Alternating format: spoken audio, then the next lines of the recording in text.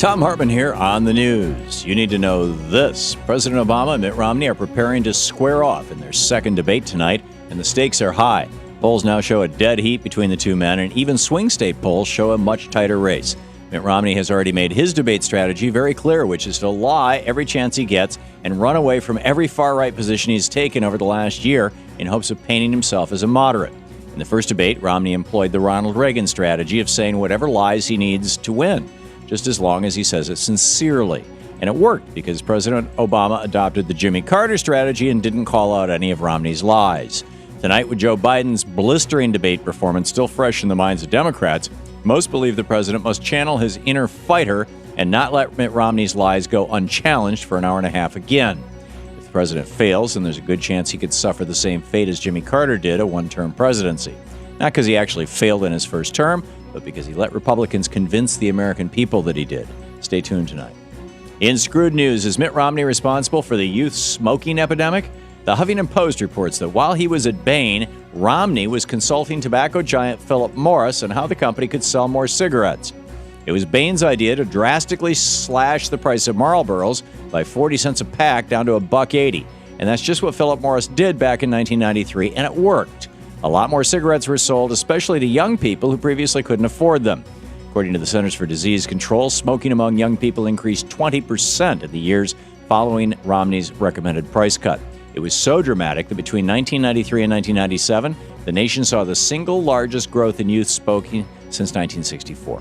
As Matthew Myers, the president of the Campaign for Tobacco-Free Kids, said, price is the single most important factor in the number of young people who smoke. Price increases have been proven to drive down youth tobacco use, and price decreases translate immediately. To Mitt Romney and Bain Capital, however, getting kids hooked on smoking was just fine. As long as profits increased and Romney made more millions, job well done.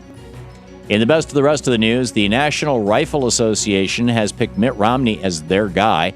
The NRA announced that its super PAC has purchased more than $1.3 million in negative attack ads against President Obama that will air in the swing states of Florida, Ohio, Wisconsin, and Virginia.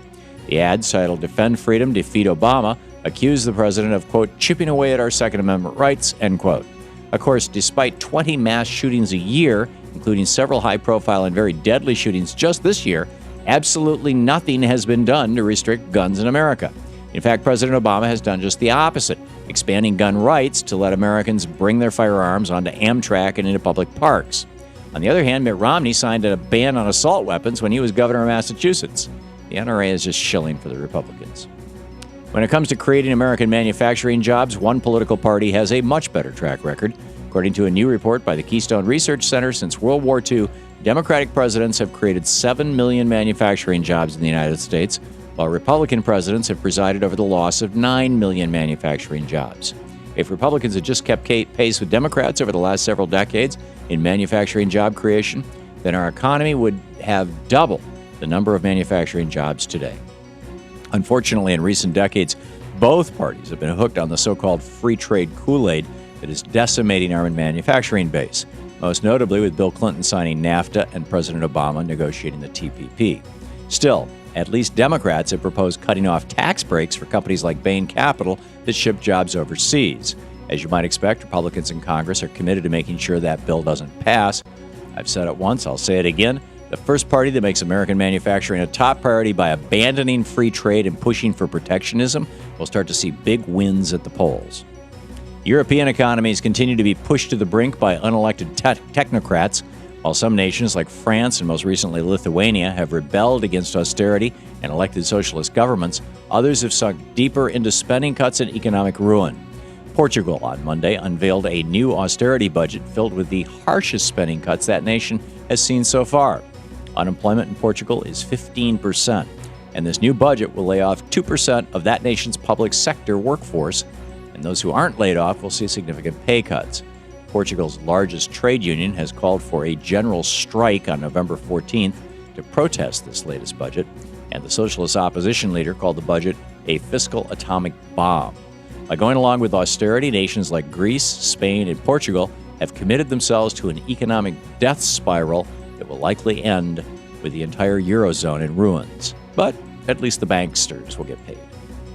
And finally, Paul Ryan tried to prove that he and Mitt Romney really do care about the 47% and the poor by showing up to volunteer at a soup kitchen on Monday. But Ryan didn't do so well.